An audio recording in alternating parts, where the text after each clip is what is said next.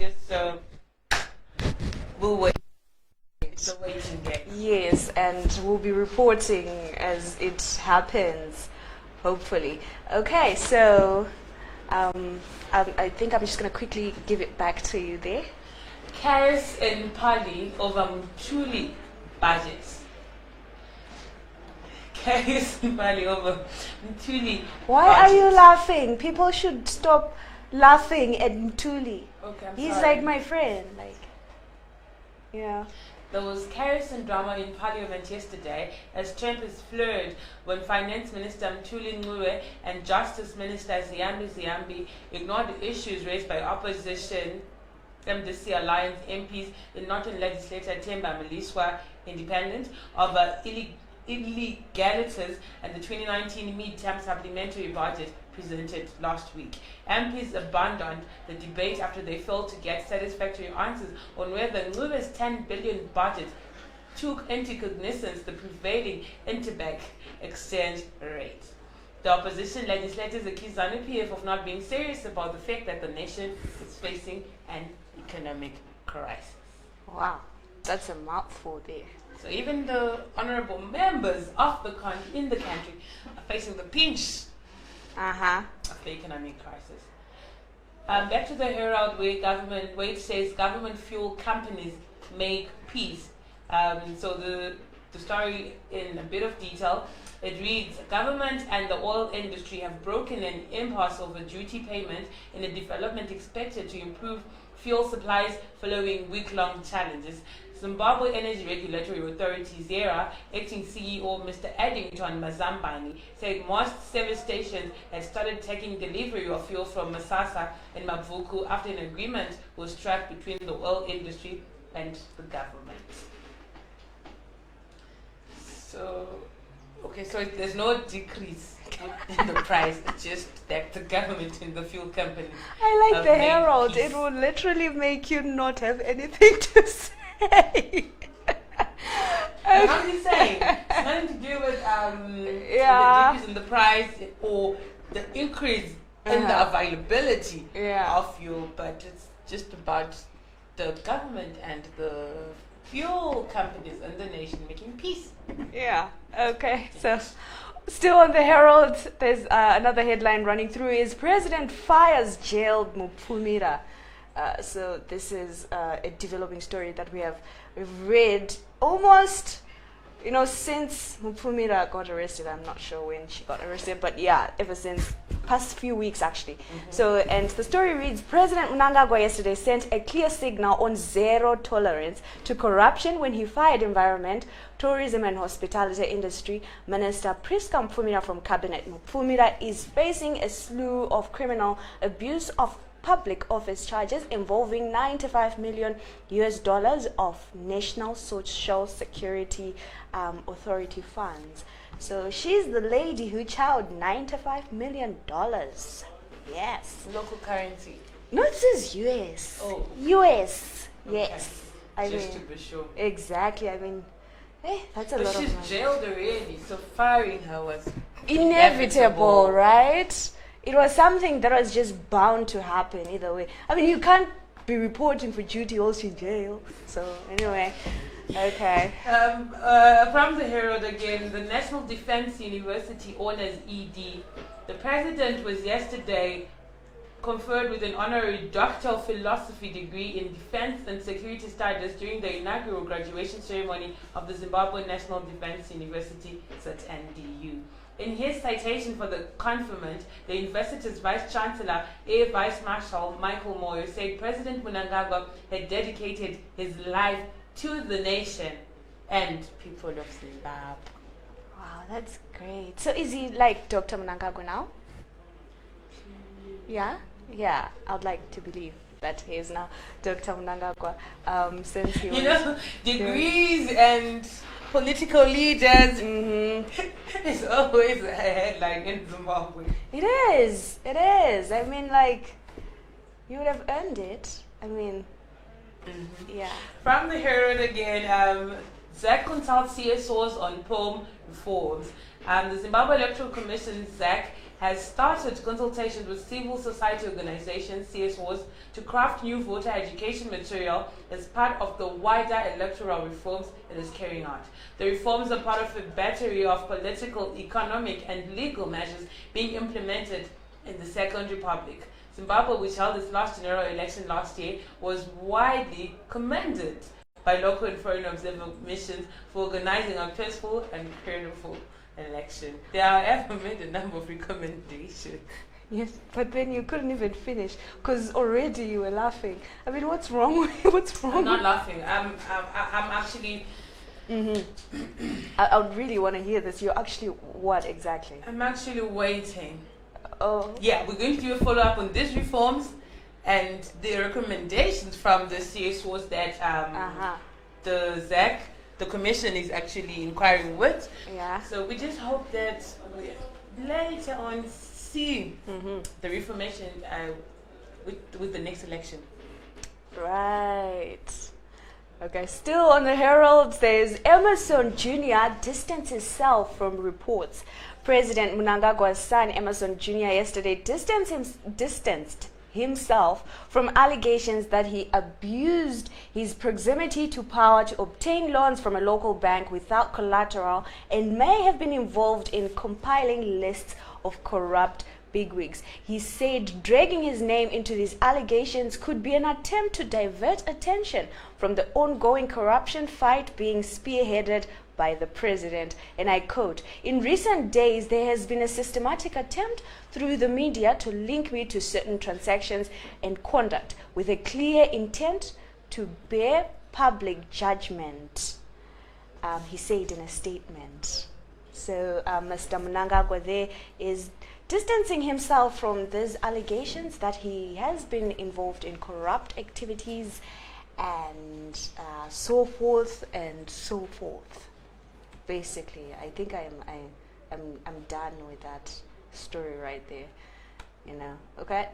So, over to you. From the Herald again, Zesa disconnects rogue customers. Zesa Holdings has embarked on a national blitz to disconnect all households illegally connected to the grid. The operation comes after Zesa Holdings is losing millions of dollars from households using free electricity. The Herald witnessed some of the disconnection process yesterday in Bari and at Glenora A Specimen Shopping Center. My surprise is actually we actually still had this. People that were actually connected illegally. Yes, we still have them. And if you take a look at it, some of them probably would actually have had someone from Zesa helping them with the connectivity and everything. But without electricity at the moment.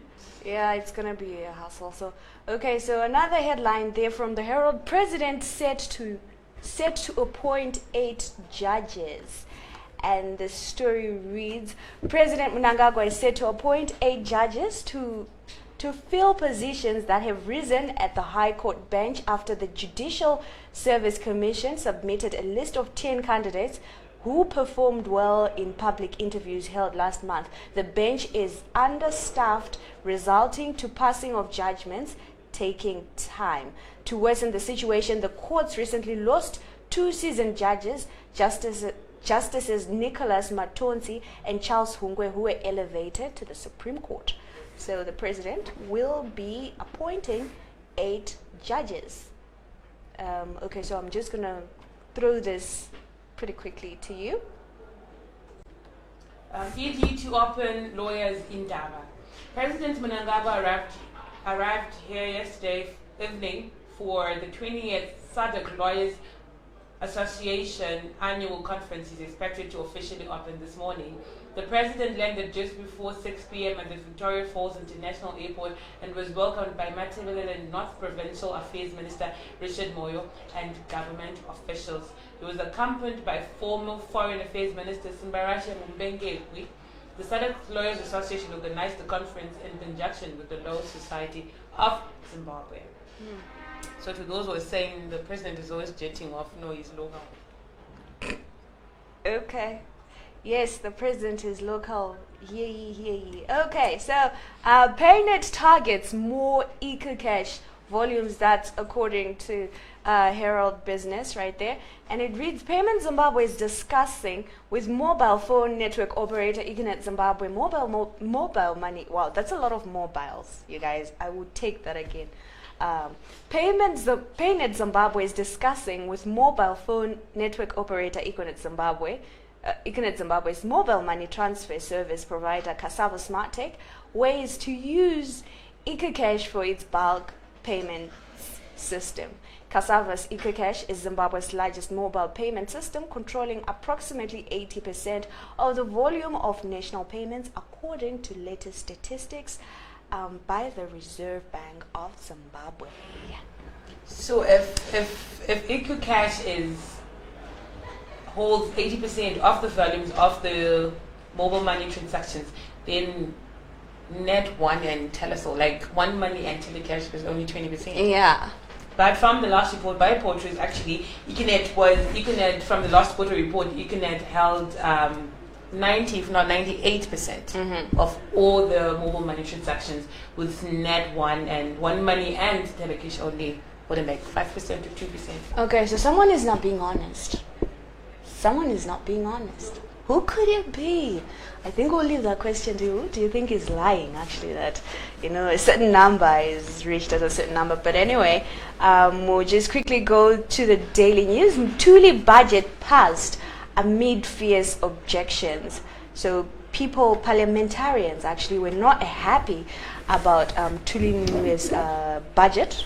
10.85 billion. Yes, $1 billion. So the story... It's local currency or hard currency? I don't know.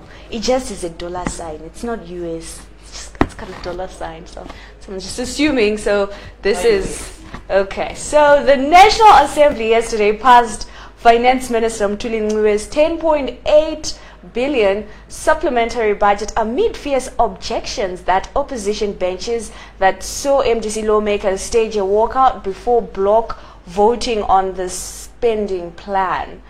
Led by former Finance Minister Tendai Biti and independent Norton legislator Themba Mleswa, the opposition backbenchers demanded that Ncube converts the 2019 national budget that was pegged in US dollars to local currency first before adding the supplementary budget. Oh, so it's actually US dollars.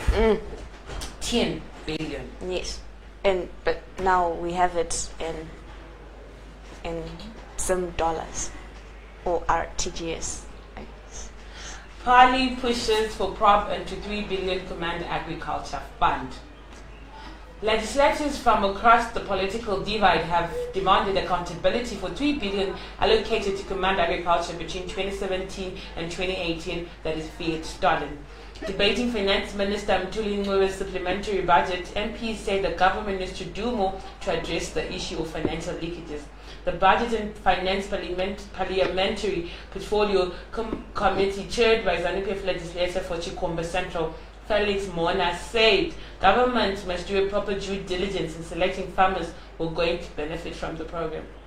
I'd actually forgotten about the 3 billion, and yet the government is releasing another tranche of nearly 3 billion this year, despite failure to account for the 2017 one. Ooh. So I actually forgot that there was Command Agriculture. Really? I'd forgotten about Command Agriculture. It's that bad, huh? It's that bad now, because we don't see, I don't know about others, but I think we're yet to see the benefits, we're yet to see the results as a nation of the Command Agriculture project, which was whereby $3 billion was forked out. Yeah, and it can't be accounted for. And it can't be accounted for. It's fiat stolen. Okay, another news headline that we have from the Daily News there is ED promises to return seized Zebra properties. Somebody's gonna be happy pretty soon if their properties are returned. President Emmerson Mnangagwa has pledged to return Zimbabwe People's Revolutionary Army Zebra's properties seized by the government in the 80s. Mnangagwa made the landmark decision to return the seized properties when he met with the ZIPRA veterans leadership at State House last month.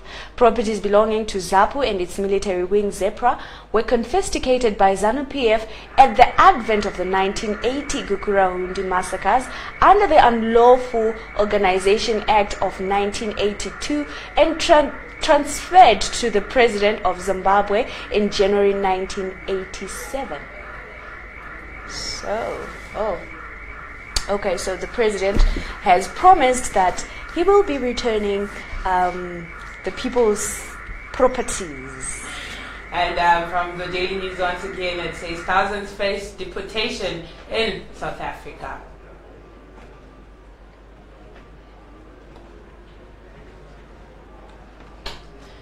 Thousands of Zimbabweans living in South Africa's commercial capital, Johannesburg, face deportation after the city's mayor, Herman Mashaba, declared war against undocumented foreign nationals. Mashaba launched a blitz against foreigners on Wednesday.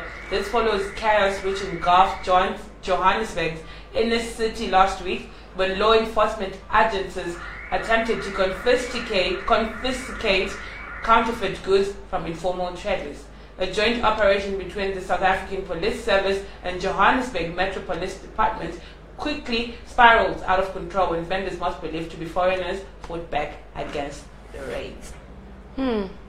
So I'm sure I've seen a couple of videos on social media, and for those who have DSTV bouquets on ENCA, on SABC News, it's been making the news, the battle between the law enforcers and the vendors, and they're saying that this idea of selling phone calls is a bad idea, so they're doing away with it, but some argue that that's what brings bread to the table. Okay.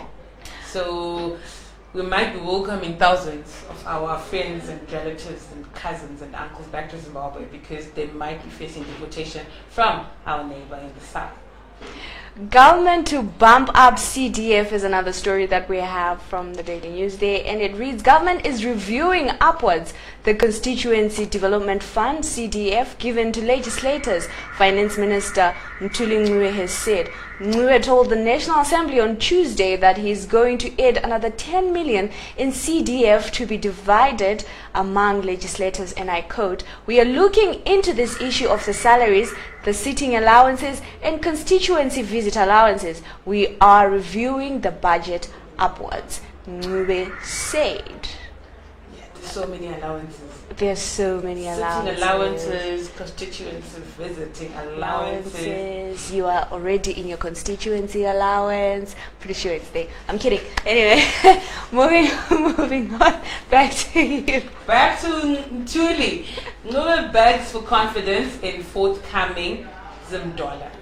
Finance Minister Mthuli Ncubes has urged Zimbabweans to show confidence to the proposed new Zim dollar, which could be ushered in by December. Gripped by an intractable currency volatility crisis coupled with skyrocketing prices, government by year-end plans to reintroduce the Zimbabwean dollar, which it discarded in 2009 in favor of a multi-currency regime that included the US dollar, rand, and pula. The plan has been met with mixed feelings among Zimbabweans, with the very-best independent economist John Robertson describing it as a bad practical joke. Well, I don't know if Professor Mthuli Ncubes, if introducing a new currency, another Zim dollar, is going to change the situation. And it's not something that you can just ask for confidence. Like, please, can you give me your confidence? You can't do that. People, you need to earn it. And as far as we've seen, it's a long shot to actually ask for confidence. It's really too soon. So I will just wait for December as we will be using more Zim dollars. And I don't know, guys. I really don't know. A very good morning to our viewers who are watching us live from Facebook. A good morning to Emmanuel Nyakonda. Good morning to Constantine T, who was complaining about the volume. I'm sure it's been fixed by our technical crew. And a good morning to Even Nice Good Tower and also Matilda. A very good morning to you. Thank you guys for watching us. Okay, so still on the daily news, Mnangagwa fires Mupfumira. This is a story that we also went through on the Herald. But then, for the purposes of, just going through the paper itself, I'll just read the first leads there. And it reads, President Emmerson Mnangagwa has succumbed to pressure and fired embattled Tourism Minister Priska Mupfumira for conduct inappropriate for a government minister. So, Priska Mupfumira right there is not a minister anymore. I think that's proper way of putting it out there. Yeah, just like that. Zero blames Mthuli for fuel shortages. The shortages of fuel intensified after Finance Minister Mthuli Ncubes increased excise duty on diesel and petrol by 45%, Parliament has been told. The increase in excise duty made in the midterm fiscal policy review came as the country is presently battling worsening fuel shortages, which have seen petrol peaking at $9.06 per litre, while diesel has breached the $9.11 mark. Mm-hmm. So Zero is blaming Mthuli Ncubes in this fiscal policy, hence the increment in the prices, because fuel, it raised from 5 to 7, now it's $9.06, $9.11. Okay, so moving on to another story that we have there from the Daily News. Chamisa misses Parliament. Chamisa misses Parly showdowns with ED. Opposition MDC leader Nelson Chamisa has said he misses his engagements with President Emmerson Mnangagwa in Parliament when he was still MP for Kwazana, before he succeeded the late MDC founding President Morgan Tsvangirai, who succumbed to cancer of the colon on Valentine's Day last year. Chamisa used to wrestle with Mnangagwa in Parliament, who at the time was Vice President of the country and leader of government, business and the legislator, on issues that stretched their loyalties to breaking point. I would say though, I do miss Parliament with Chamisa and Mnangagwa. It was always refreshing to watch. Then you add Honorable Mliswa. And then you add, it's like a proper mixture you have right there. Hilarious, I tell you. If you were following Parliament when he was MP for Kwazana, he used to grill. It was such a bliss, and I would like how our President Emmerson Mnangagwa would handle it. Of course, it was point on point and gold. So, oh well. Back to the Daily News, it says again, opposition legislators cry foul. MDC MPs are crying foul over what they alleged to be unfair treatment by National Assembly Speaker Jacob Mudenda after he barred them from attending Thursday's midterm mandatory policy review last week after they pitched up late. Suspected state security agents and riot police refused opposition legislators entry into Parliament when Finance Minister Mthuli Ncubes presented his $10.5 billion supplementary budget. The MDC MPs were coming from a prayer meeting to commemorate the death of 6 civilians who were shot dead by state security agents during a protest on August 1 last year. You know, it's funny when there's always every two sides of a story. They claim that they were chased, like they couldn't attend Parliament because they were late. From entering. Yeah, as they were coming from a prayer. You know, I'm not making fun. I'm not making fun of prayer or anything. But I just feel like there's always two sides of every story. This story is just too squeaky clean for me, and I'm thinking, really though, really? No, but I'm sure maybe it was the Holy Spirit who then led them to continuing with the prayer and continuing with the prayer, prolonging the prayer meeting. But I'm saying if they knew that they wanted to attend where the budget review where Mthuli was presenting, I'm sure they could have made sure that they had their prayer just in time so that they go to Parliament on time. Exactly. And yes, it was a very good cause. They're remembering the 6 victims of the August 1 shootings. May their souls rest and continue to rest in eternal peace.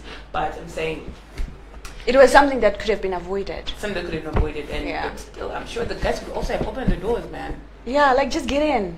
Unless they're saying the doors make squeaky noises when someone enters. And there's even a law in Parliament that when you're late, you can't even come through. We'll go and research on that one. Okay, over back to you. Diamonds U10 may trigger looting.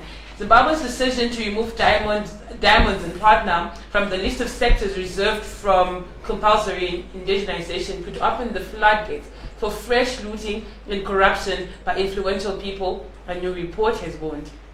Economics at Global Capital said although this was an important move towards stimulating foreign direct investment inflows into Zimbabwe, which has fallen far below its regional peers, government should be cautious when dealing with various foreign investors. The relaxation of the indigenization regulation may also prompt some people to start acquiring mining concessions for speculative purposes, which in a way may also discourage foreign investors. Okay. So maybe we're going to have another Marange Chiazwa saga type of situation. Yes. Well, I hope not. Because what we have, I don't think it can afford to be squandered further.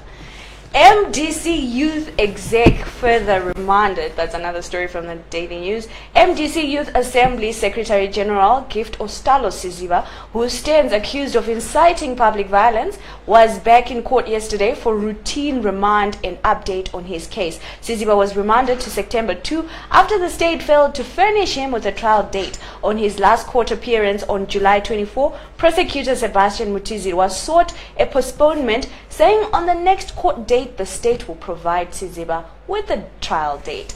Through his lawyers, Moses Nkomo and Zimbabwe Lawyers for Human Rights, Siziba notified the state that on the next remand date he will apply for relaxation of his bail conditions.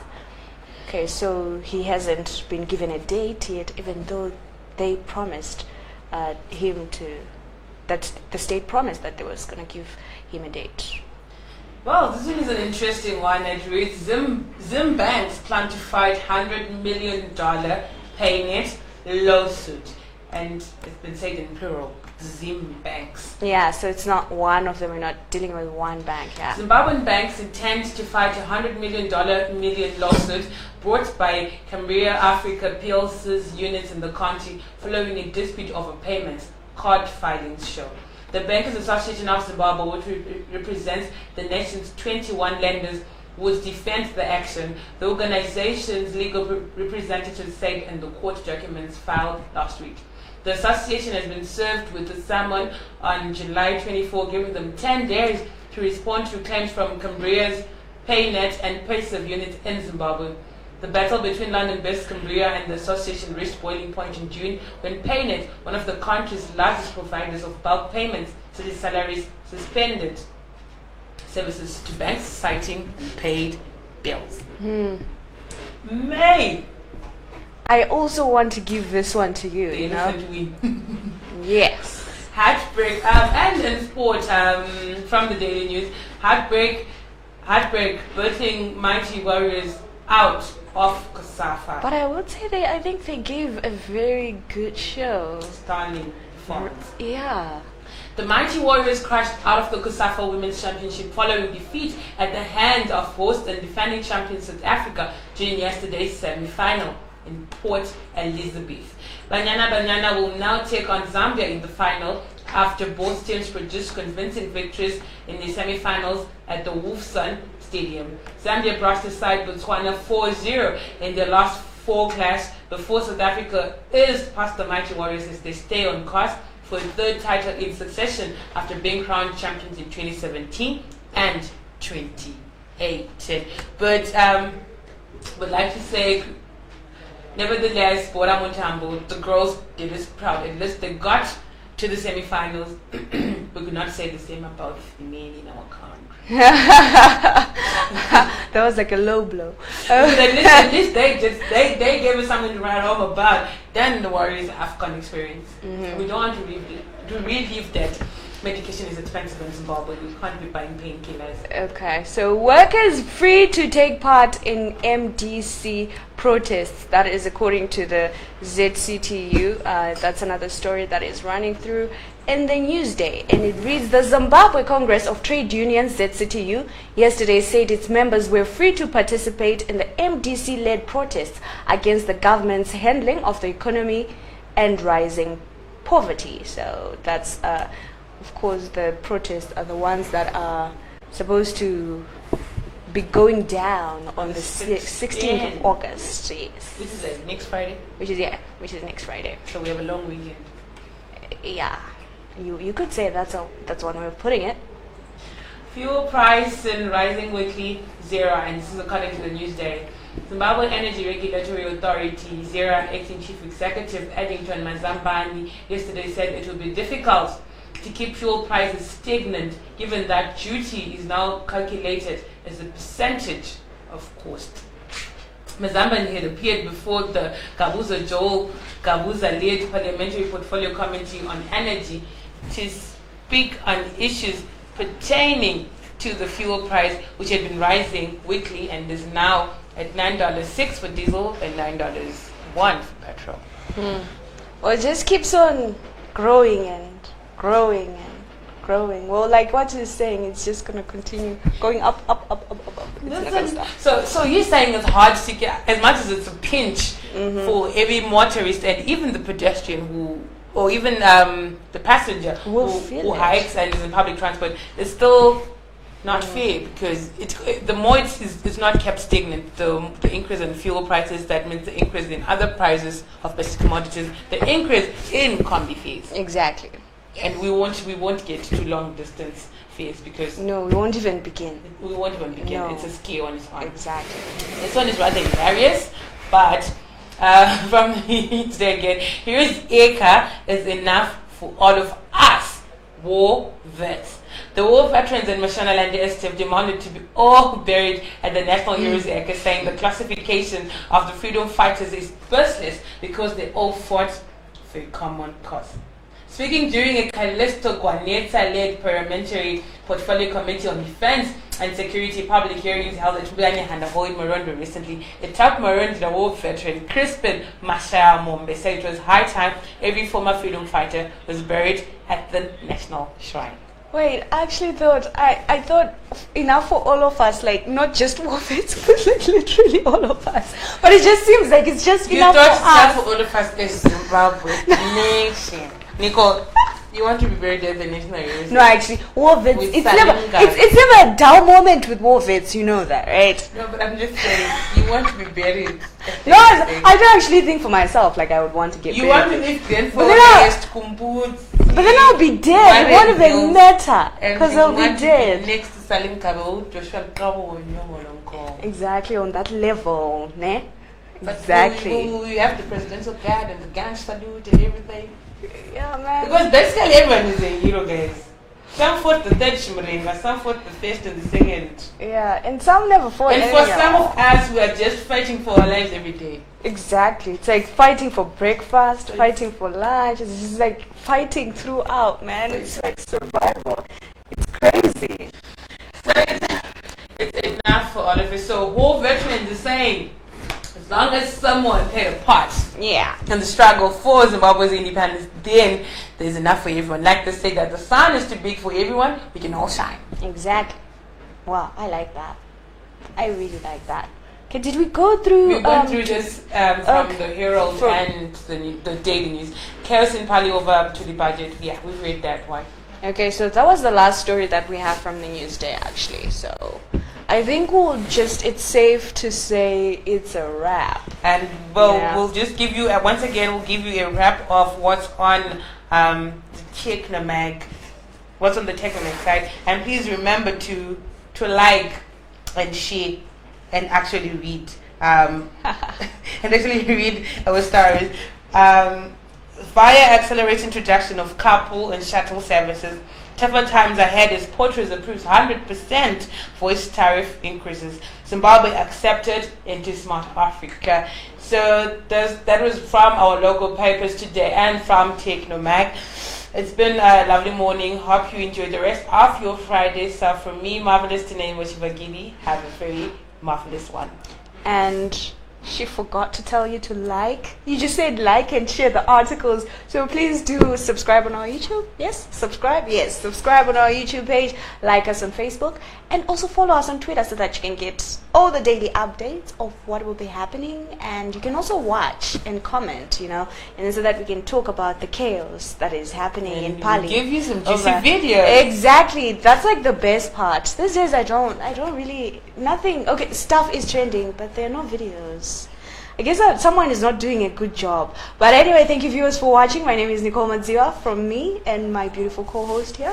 I'm listening with Bagiri and the crew behind the scenes. Have a marvelous one. Okay, so